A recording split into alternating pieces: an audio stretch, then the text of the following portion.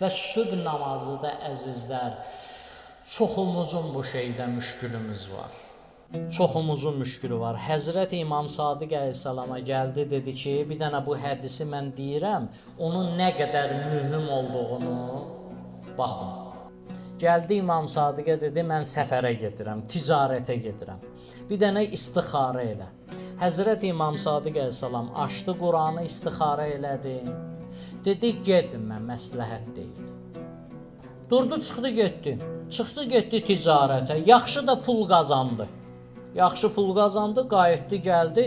Dedi, ağa, sən demişdin pis olacaq. Mən getdim, bu qədər pul qazandım.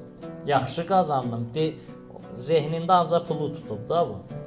İmam Sadiq əleyhissalam buyurdu, yadına gəlir filan yerdə siz gecələdiniz. Səhər oldu, ayıldın, gördün, sübh namazı qəzaya gedib. Elədir, deyir, bəli. Dedi, nə qədər ticarət eləsən, onun qarşılığını əldə edilməyəcəksən. O namaz ki, qəzaya verdim, mən onu.